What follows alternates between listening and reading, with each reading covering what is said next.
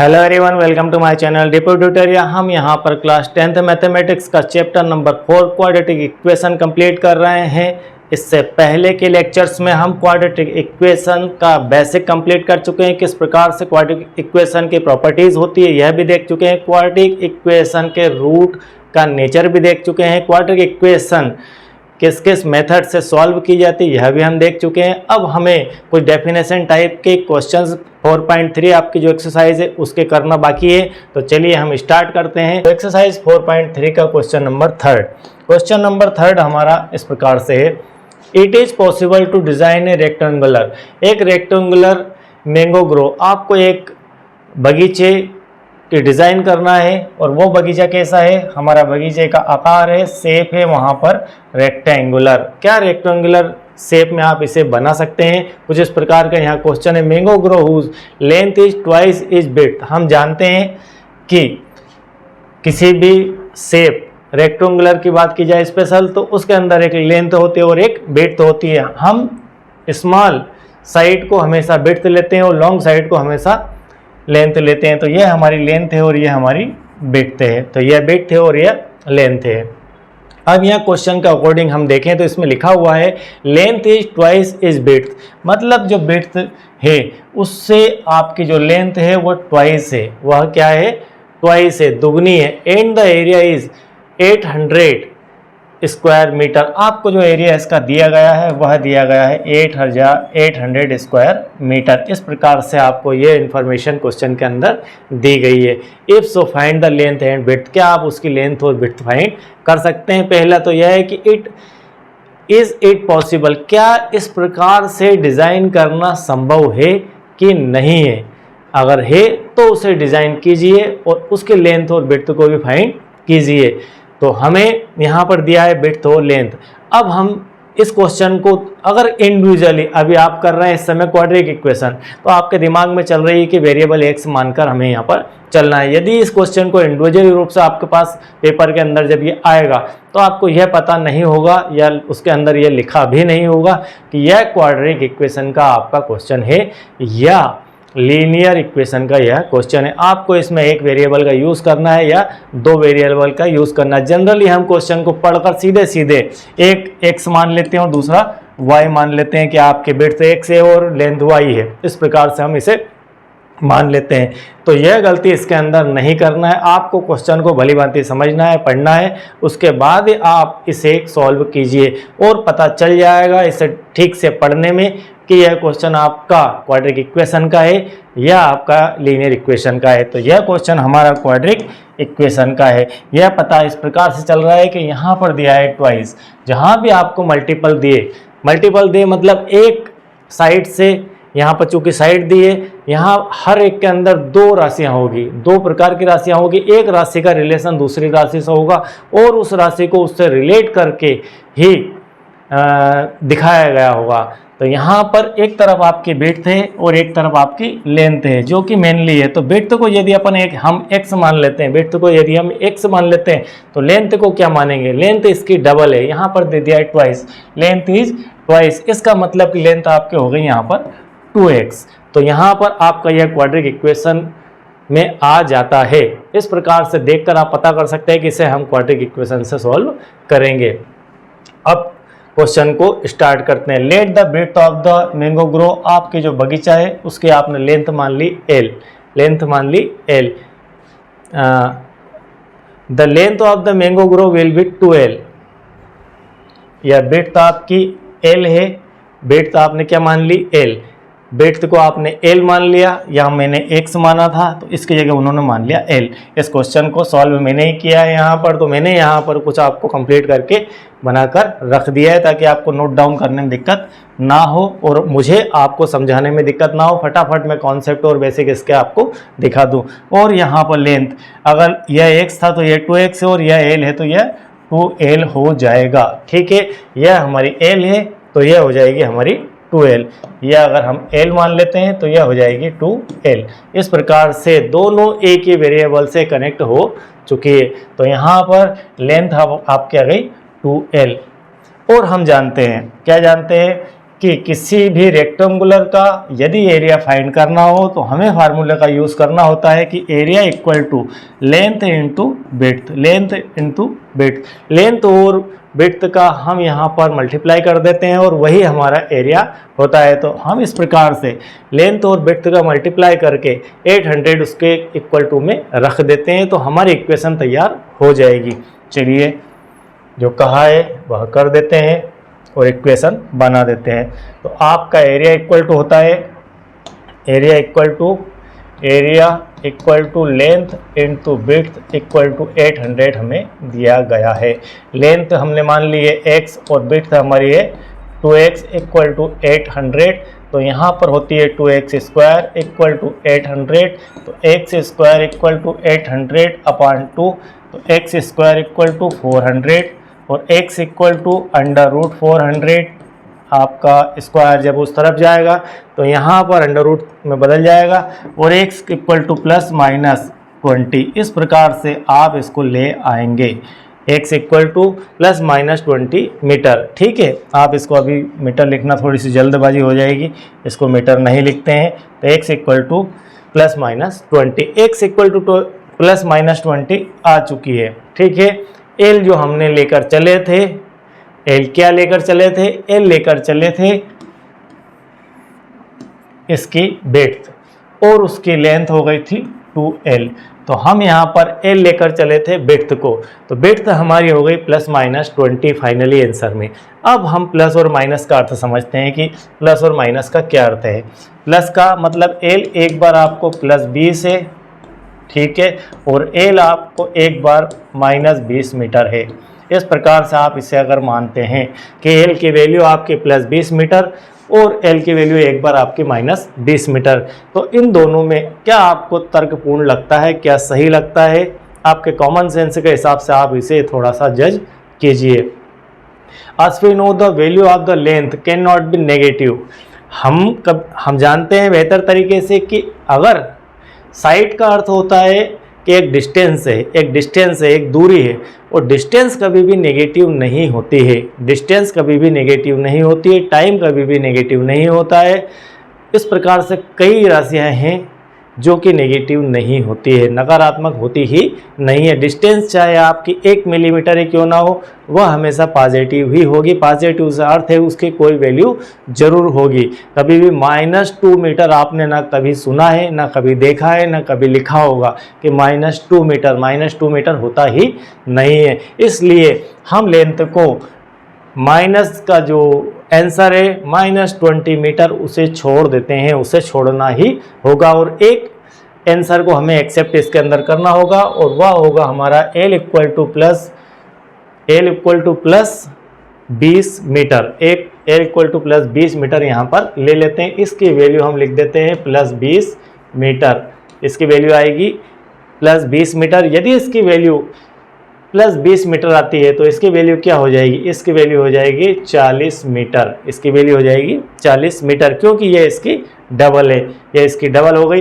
कुल मिलाकर एक 20 की हो गई और एक 40 की हो गई। तो ये बनाना संभव है या नहीं है पूछा गया। It is possible to design, यह डिज़ाइन करना पॉसिबल है या नहीं है? तो यस, यह ऐसा करना पॉसिबल है, ऐसा करना पॉसिबल है, बिल्कुल पॉसिबल है। आप बना सकते हो एक बगीचा, एक 20 मीटर की विड्थ ले लीजिए और एक 40 मीटर की विड्थ ले लीजिए, बन जाएगा आपका बगीचा। अब देखते हैं कि इसका एरिया 800 स्क्वायर मीटर आता है या नहीं है। तो हम 20 इंटू 40 करते हैं तो हमें 800 प्राप्त हो जाता है। इसका अर्थ है आपका यह दिया, यह भी सही है और टोटली यहाँ पर सब कुछ जो दिया है वह संभव है और पॉसिबल है। तो इस प्रकार से हम कह सकते हैं कि इट इज़ पॉसिबल।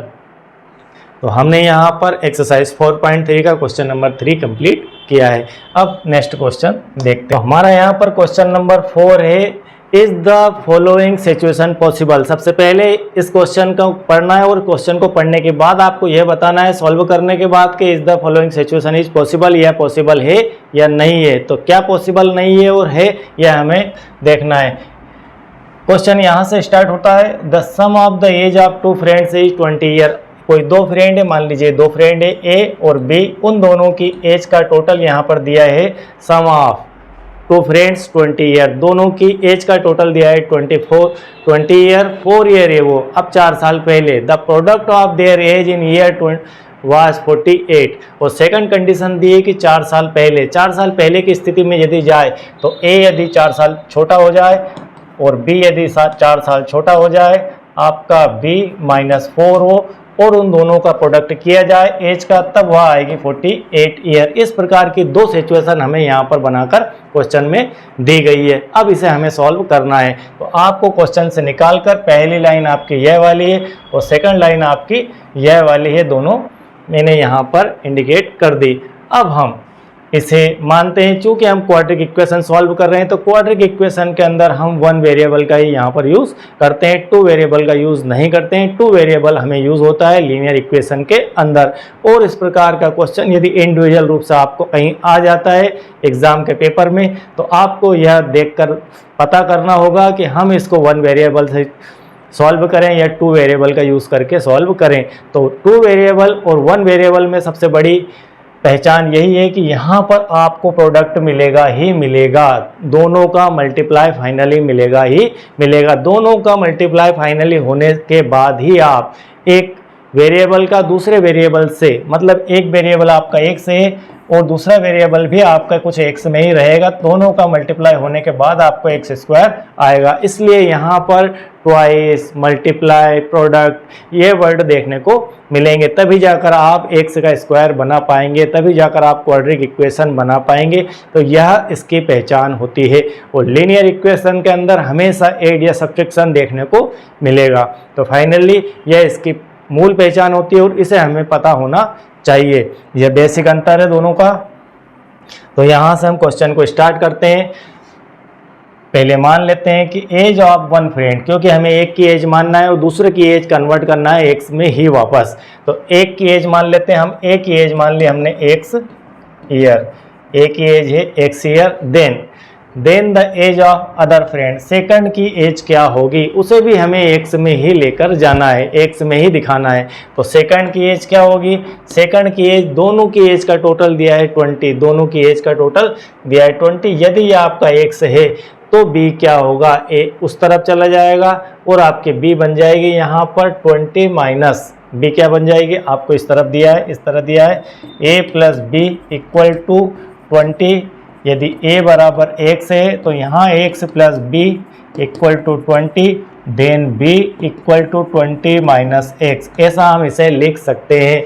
तो आपकी b की एज हो जाएगी 20 माइनस एक्स ईयर, ठीक है, 20 माइनस एक्स ईयर।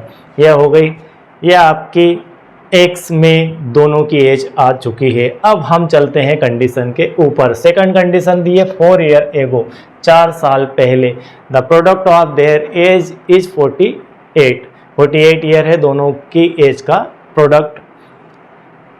तो 4 साल पहले की कंडीशन अप्लाई करते हैं। 4 साल पहले की ये कंडीशन थी, ए में से 4 कम, बी में से 4 कम और 48। ए की है यहाँ पर x, तो हम यहाँ रख देते हैं x माइनस 4। यह हो गई x माइनस 4 किसकी हो गई, a की, यह हो गई a की। b के लिए b माइनस 4, मतलब b की एज जो हमने निकाली वह है 20 माइनस एक्स और उसमें से 4 ईयर माइनस इक्वल टू 48। यह आपकी नई कंडीशन निर्मित हो गई 4 साल पहले की। 4 साल पहले मतलब 4 साल दोनों की एज में से कम करना है। 4 साल, आज यदि प्रेजेंट में कोई 15 साल का है तो 4 साल पहले उसकी एज 11 ईयर होगी, 15 माइनस 4 करेंगे तो इस प्रकार से दोनों में से 4 साल कम हो जाएंगे। अब इसे हम मल्टीप्लाई कर लेते हैं। x का इससे करते हैं तो 20x हो जाएगा, x का आपका x से हुआ तो माइनस का एक्स स्क्वायर, उसके बाद x का -4 से हुआ। आप पहले एक काम कीजिए, इसे और सिंप्लीफाई हो सकता है तो कर लीजिए। सिंप्लीफाई आपका हो जाएगा x -4 और यहाँ पर 20 में से 4 कम कर लीजिए तो आपके पास बच जाएंगे 16 माइनस एक्स यहाँ पर इक्वल टू 48। अब आपको एक स्टेप कम मल्टीप्लाई करना होगी, इसे मल्टीप्लाई कर दीजिए तो यह हो जाएगा 16x, x का x से हुआ तो माइनस एक्स स्क्वायर, 4 का 16 से तो यहाँ होता है 64 और x का इससे हुआ तो minus minus plus 4x equal to 48। इस प्रकार से आ जाएगा। अब इसे और सिंप्लीफाई अगर करते हैं, और सिंप्लीफाई करते हैं तो इसको इस तरफ ले आते हैं तो ये हो जाएगा आपका, मैं इसे सीक्वेंस में लिख देता हूँ, एक्स स्क्वायर, यहाँ पर 4x प्लस का 16x प्लस का, तो प्लस के 20x हो चुके हैं, और माइनस का 64 है, और ये माइनस का 48 है, इक्वल टू 0। इस प्रकार से हम दोनों काम साथ चला रहे हैं, सिंप्लीफाई भी कर रहे हैं, प्लस माइनस भी कर रहे हैं, और माइनस का एक्स स्क्वायर प्लस 20x और 48 और 64 को 8 जब हम करते हैं तो यहाँ पर 8 और 4 आपका 12 और 11 इक्वल टू 0, इस प्रकार से आ जाएगा। ठीक है, ये आपकी इक्वेशन आ चुकी है। इस प्रकार से यहाँ हम पहुँच चुके हैं। इसके बाद आप माइनस का मल्टीप्लाई इसमें कर दीजिए, क्योंकि हमें स्टार्टिंग में माइनस मिल गया है, तो थोड़ा इजी वे में बनाने के लिए आप इसे माइनस का मल्टीप्लाई करके और इस प्रकार से बना सकते हैं। किस प्रकार से बन जाएगा आपकी, यह इस प्रकार से बन जाएगी, x square minus 20x plus 112 equal to 0। इस प्रकार से आपकी क्वाड्रिक इक्वेशन बन जाती है। अब क्वाड्रिक इक्वेशन बनने के बाद हमें क्या करना है, हमें इसके रूट फाइंड करना है। रूट फाइंड करने के लिए हम कोई भी एक मेथड का यहाँ पर यूज़ कर लेते हैं, कोई भी एक मेथड लगा लेते हैं। हम चाहें तो स्क्वायर मेथड लगा लें, हम चाहें तो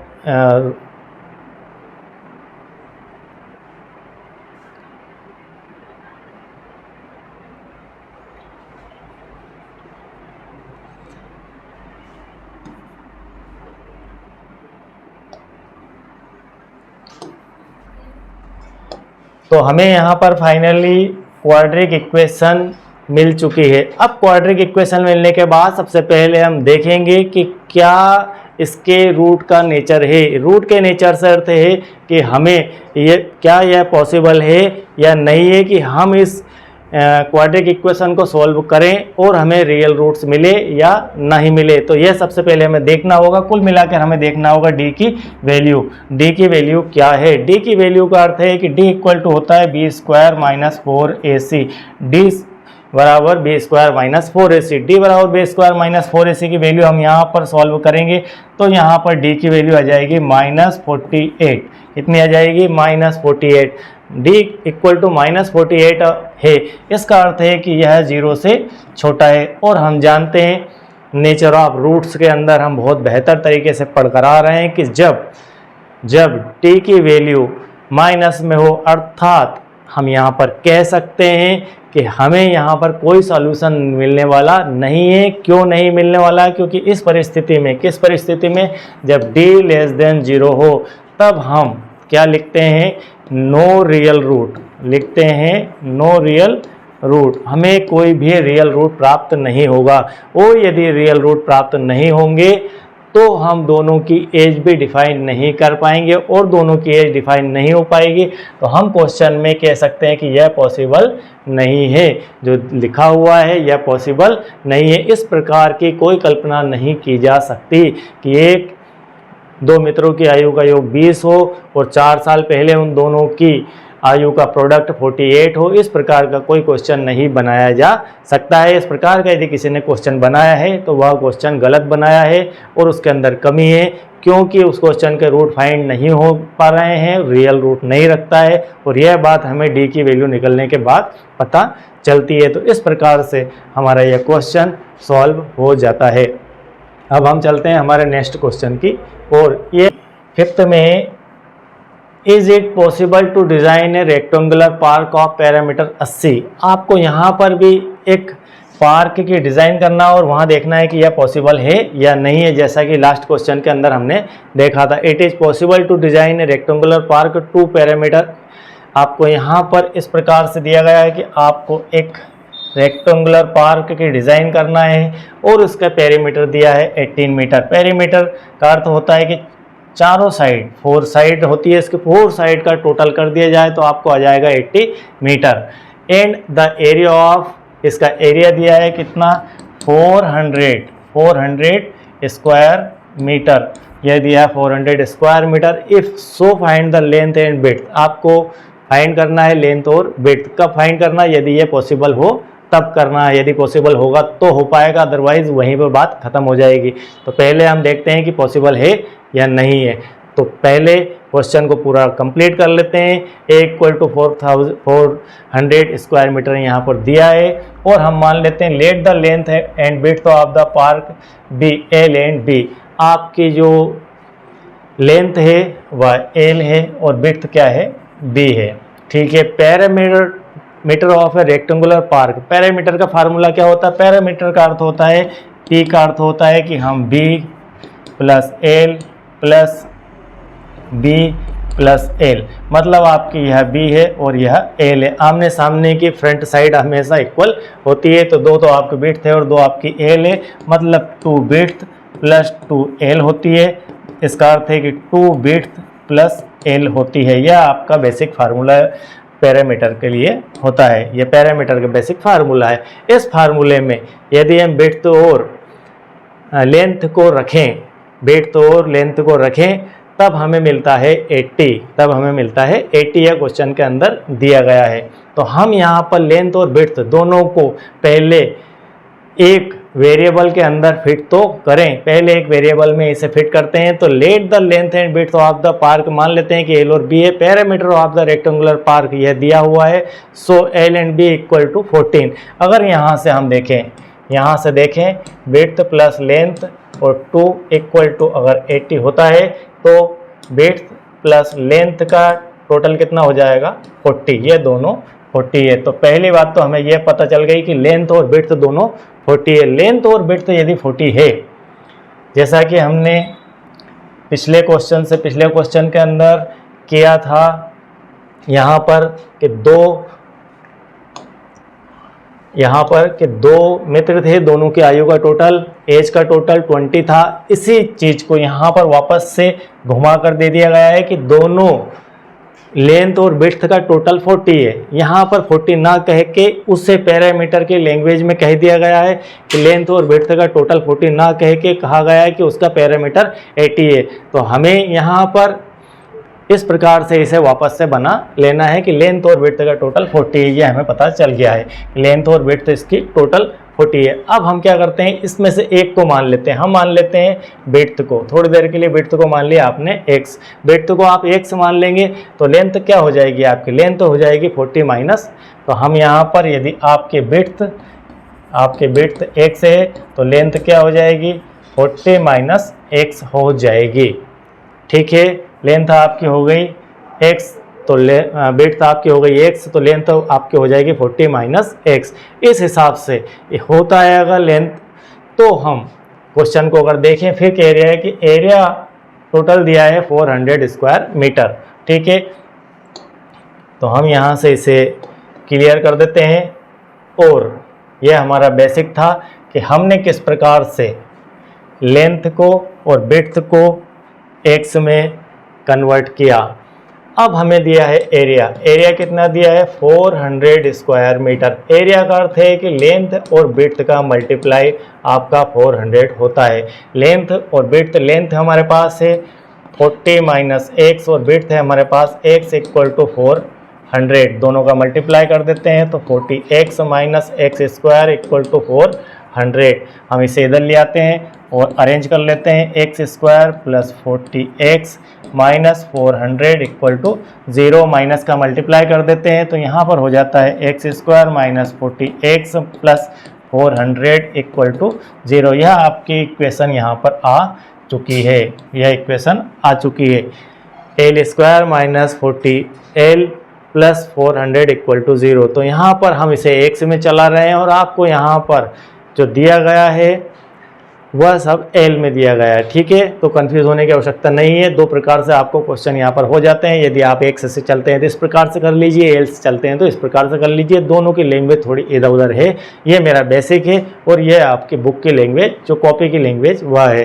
तो यहाँ से सबसे पहले हमें यह देखना है कि इसके रूट फाइंड होंगे या नहीं होंगे। तो रूट फाइंड होने या ना होने की कंडीशन डी बताएगा हमें। तो डी की वैल्यू पहले निकालते हैं। इसके लिए हमें a इक्वल टू 1 है, b इक्वल टू माइनस 40 है और c इक्वल टू 400 है और d इक्वल टू होता है b स्क्वायर माइनस 4ac। और जब आप इसकी वैल्यू रखेंगे b स्क्वायर माइनस 4ac की, तब आपके पास क्या आएगा, तब आपके पास यहाँ पर b स्क्वायर की वैल्यू 4, AC, A की वैल्यू 1, C, कुल मिलाकर यहाँ पर प्राप्त हो गया 0, D की वैल्यू आ जाएगी 0। अब आप इसको पुट करेंगे इस वैल्यू को, तो D आपको प्राप्त होगा फाइनली 0। और हम जानते हैं कि जब D की वैल्यू 0 होती है तब क्या होता है, नेचर ऑफ रूट के अंदर हम पढ़कर आए हैं। क्या पढ़ा है हमने पढ़ा है नेचर ऑफ रूट में कि D की वैल्यू यदि 0 होती है तब क्या लिख सकते हैं हम, then root are equal. Root कैसे होते हैं, इक्वल होते हैं, रूट आर इक्वल, दोनों रूट आपस में इक्वल होते हैं। और इक्वल किस फॉर्म में होते हैं, इक्वल होते हैं -b/2a के फॉर्म में। -b/2a दोनों रूट इक्वल होंगे तब -b/2a, हम पहले ही क्वेश्चन के अंदर इसे करके आए हैं कि -b/2a होंगे, तो -b/2a होंगे। आप इसे फाइंड भी कर सकते हैं और मैं आपको फाइंड करके दिखा भी देता हूं। तो यहाँ पर इसे क्लियर कर देते हैं, पहले आप नोट डाउन कर लीजिए, ठीक है। अब हम सीधे सीधे इसकी वैल्यू रखेंगे।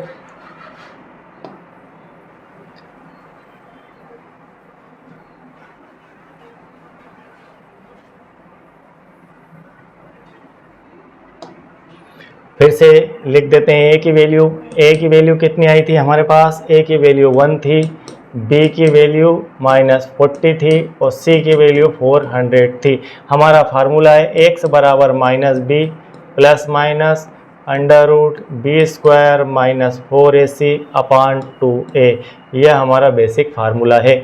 इसमें हम वैल्यू रखते हैं -b की वैल्यू रखते हैं, तो -b की वैल्यू है यहाँ पर -40 प्लस माइनस √b² -40 का स्क्वायर -4a की वैल्यू 1, c की वैल्यू है 400 अपान 2 × 1।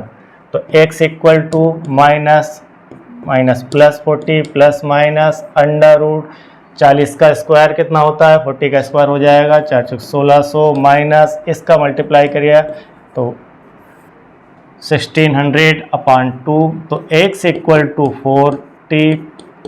14 प्लस माइनस और यह हो गया √0 अपान 2। तो फाइनली आपका होता है यहाँ पर 14 अपान 2, तो x इक्वल टू फाइनली आपके पास आ जाती है 20। यहाँ एक वैल्यू प्राप्त होती है 20 ही आपके दोनों रूट की वैल्यू है। दोनों रूट की वैल्यू शर्त है कि आप यहाँ पर एक बार प्लस करेंगे और एक बार माइनस करेंगे। कहाँ पर, यहाँ से आप एक बार प्लस करेंगे और एक बार माइनस करेंगे, दोनों ही कंडीशन में आपको 40 ही प्राप्त होगा। 40 में आप 0 जोड़ेंगे और 2 का भाग देंगे तो भी आपको 20 आना है, और 40 में आप 0 घटाएंगे और 2 का भाग देंगे तो भी आपको 20 आना है। मतलब आपके जो दो रूट होते हैं, एक अल्फ़ा होता है वह भी 20 आया है और आपका जो बीटा होता है वह भी 20 आया है। तो अल्फ़ा और बीटा की वैल्यू दोनों 20 आ चुकी है। अब हमें फाइनली आंसर देना है क्वेश्चन के अकॉर्डिंग फाइनली आंसर देना है। Therefore the length of the rectangular park, हमने क्या माना था इसे, तो यह हो गया आपका 20, यह आपका क्या हो चुका है 20 मीटर, यह हो चुका है 20 मीटर, यह 20 मीटर है। तो यह कितना हो जाएगा, यह भी आपका हो जाएगा 20 मीटर। जब ये दोनों 20 मीटर हो जाते हैं तब क्या कंडीशन बनती है, therefore the length of the rectangular park 20 metre और width of the park 20 metre. अब हम क्या कह सकते हैं इसके बारे में, तो पहली चीज़ तो यह है कि रेक्टेंगुलर शेप का अर्थ है कि लेंथ बड़ी और विड्थ छोटी होती है। तो यहाँ पर दोनों इक्वल आ रही है और दोनों इक्वल आने के कारण हम इसे पहली चीज़ तो रेक्टेंगुलर नहीं कह सकते कि यह शेप हमारा रेक्टेंगुलर शेप नहीं है। हम रेक्टेंगुलर शेप की डिज़ाइन इस प्रकार से नहीं कर सकते हैं। अनदर किसी भी शेप की हम यहाँ पर स्क्वायर की डिज़ाइन कर सकते हैं। रेक्टेंगुलर से हमें थोड़ी आपत्ति है इस क्वेश्चन के अंदर, बाकी सब ठीक है, 20 और 20 40 और फिर आपका 40 और 40 80 भी हो जाता है। उसका मल्टीप्लाई अगर देखें तो 400 भी हो जाता है, वह भी सही है, लेकिन रेक्टेंगुलर शेप यह नहीं है। इस प्रकार आप इस क्वेश्चन को लिख सकते हैं और यह आपका 4.3 का फाइनल लास्ट क्वेश्चन था। आई होप कि आपको यहाँ पर पूरा चैप्टर कंप्लीट हो चुका है, समझ में आ भी गया होगा। पूरी क्वाड्रिक इक्वेशन यहाँ पर समाप्त हो चुकी है। इसके बाद काफ़ी सारे क्वेश्चंस बचते हैं जो कि सिलेबस से हटा दिए गए हैं, काफ़ी सारा रिड्यूस किया गया सिलेबस, जिसके अंदर काफ़ी आईएमपी पार्ट गायब है। हम आपको कुछ समय के अंदर सारे एग्जाम्पल और सारा रिड्यूस सिलेबस का जो IMP पार्ट है जो आपके एग्ज़ाम से संबंधित है और जिससे रिलेशन इस दिए गए पार्ट का है, वो सारे क्वेश्चन हम यहाँ पर करवाएंगे। आई होप कि आपको यह सब कुछ बेहतर समझ में आ रहा होगा। यदि समझ में आ रहा है और आपने अभी तक सब्सक्राइब नहीं किया है तो चैनल को लाइक और सब्सक्राइब कीजिए, और यदि पहले आपने सब्सक्राइब कर लिया है, पहले से आप मुझे फॉलो कर रहे हैं, तो बहुत बहुत thank you very much again.